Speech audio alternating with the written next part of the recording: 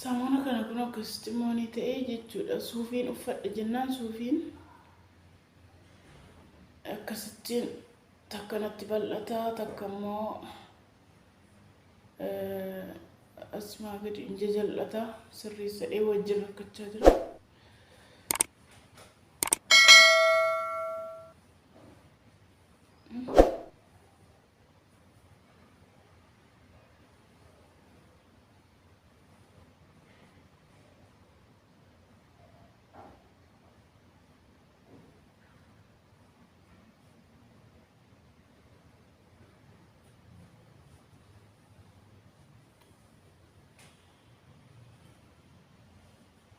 Qoshi banamee ta'inna wayya natti fakkaata akka yaada kootti. Akka kanan isiniin jedha daawwattootaa fi hordoftoota YouTube chaanaalii nageenyi waaqayyo bakkaa fi gola haala iddoo jirtanitti isiniif haa baay'atu isiniin jedha. Akkam jirtu naga keessanii an nagaa guutuun qabaa galata waaqayyo. Isinis immoo akka nagaa taatan nan amana jechuudha. Namichi kun akkasittiin ofitti na hammatee ofitti na fudhatee jira. Miseensa isaa ta'ee jira jechuudha. Waaqaaf galanne haa ta'u. Isarratti aansee immoo galanni keessan na biratti guddaadha. Isinis naaf galatooma irra deebiidhaan isiniin jedha arrasi. Kanatti aansuudhaan immoo YouTube'n kun gana haaraadha. Kanaafiyyuu maal barbaadan beektu like, share, sub gochuun dagatinaa isiniin jedha.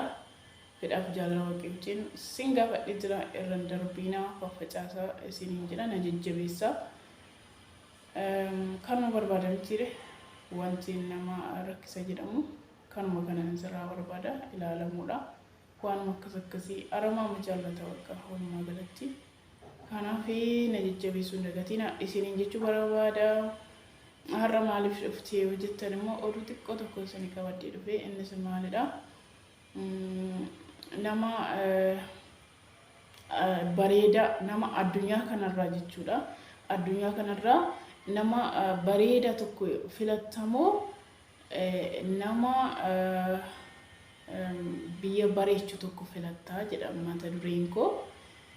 Kanaaf sinimmoo filannoo keessan sintu beeka waan ta'eef ani maalan filadhaa ati maal filattaa jechuu dandeessu. Ani kanan filadhu jechuudha. Nama biyya kana bakka addunyaa kana mulu bareechu sirriitti bareechee kan mul'isu waan akkasiitti kanan filadhu jechuudha. Maaliif addunyaan kun bareedde taanaani nutiyyuu biyya keenya kaane eessa deemnee iddoo filannoo keenya sana jiraachaati jira jechuudha. Maaliif biyyattiin nagaa qabannaan jechuudha. Mitiidha itoo biyyi nagaan qabu ta'eeti keessa jiraachuu hin dandeenyu jechuudha. Kanaaf nama biyya bareechu tokko ni filadha jechuudha. Filannoon kun lamadha. Lamaan sarratti immoo koomentiidhaan barreeffachuu ni dandeessu jechuudha. Maaliif filattee hojjettanii nama biyya bareechu tokko biyya jechuun qalbii miti yookaan immoo biyya jechuun namumadha. Biyya jechuun yookaan lafa isaa qilleensa isaa bilchaatu hin taane inni waan namni murteessaa namadha waan ta'eef namni tokko bareede biyyi tokko ta'eef bareede taanaan immoo biyyicha kan bareechu nama waan ta'eef kanaafan filadhe jechuudha karaa mataa kooti. Amma fakkeenyaaf ani iddoo kana biyya kana dhufee jiraachuun koo biyyi isaa waan natti tolee jiruuf jechuudha. Biyyi isaa waan filadhee ofii kooti dhufeef jechuudha. Otoo biyyi isaa nagaan qabu osoo natti hin tolle ta'eetu wanti nama yaaddessu jira ta'eeti guyyaa tokko yookaan halkan tokko keessa buluu hin danda'u jechuudha. Nagaa waan hin qabuuf biyyattiin nagaa waan qabaatteefan keessa jiraachaa jira jechuudha. Ana bichaatu hin taane fakkeenyaan isin fudhadhee biyyoota garaagaraa keessa warri deemtanii hojjettanii jiraachaa jirtan jechuudha. Biyyattiin nagaa qabannaan kan keessa jiraachaa jirtanii biyyattiin nagaa qabannaan kan baatanii galtanii hojjetattan jechuudha. Kanaaf kana filadhe jechuudha. Ani gara mataa kootiin isinis immoo filannoo mataa keessanii filachuu ni dandeessu. Kanatti aansuudhaan immoo dhugaa biyyi ofii yoo nagaa qabaate namatti tola. Keessumaa biyyi keenya yaaddoo fi bakka namni bahee galuu dadhabeetu yaaddaa jira jechuudha. Dhugaa waaqa nuti as jirra.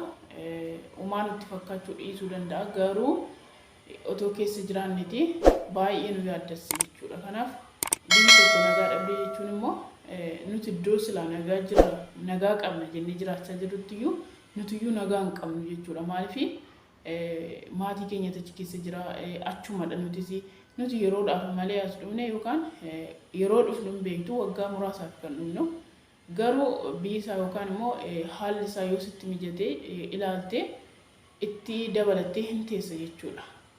Kanaaf waaqayyo nagaa nuuf haa buusu walumaa galatti kan nama nagaaf kennu waaqayyoodha waan ta'eef bakkuma jirutti hunduma keenyaaf nagaan hawwa bakka jirtanitti nagaan baatanii nagaan akka galtan hawwii kooti isiniin jedha. Kuni dhaamsa kootidha. Nama tokko jiraachuu fi nagaadha kan isa barbaachisu dursa jaalala nagaa tokkummaa reeshinii waliin uumanii hojjechuudha. Kun hin ta'u taanaan namni tokko jiraachuu mufaayyuudhaafiyyuu jireenyi isaa ittiin tolu hin dabbaraan jechuudha. Jiraachuudhumaafiyyuu yoom olee bari'a yoom olee baree jedha malee karoora maalii baasitan karoora maalii irratti hojjedha kan jedhu tokko irratti hin argamu jechuudha. Kanaaf kan ammoo otoo hin taane biittiin egaa yoo nagaa qabaatte akkuma isiniin jedhe hin hojjetamu wanti hundumtuu hin ta'a jechuudha. Kanaaf bakkuma jirrutti waaqayyo nagaa nuuf haa kennu. Eega qabdan fi yaada qabdan immoo asumaan barreessaa isiniin jedha. Waanuma gabaabduu tokko qabadhee dhufee faffacaasuu irraanfatina ana jajjabeessaa isiniin jaaladha isiniin kabaja. Amma deebinee wal arginutti turtii gaarii isiniif haa ta'u. Nagaan naa tura.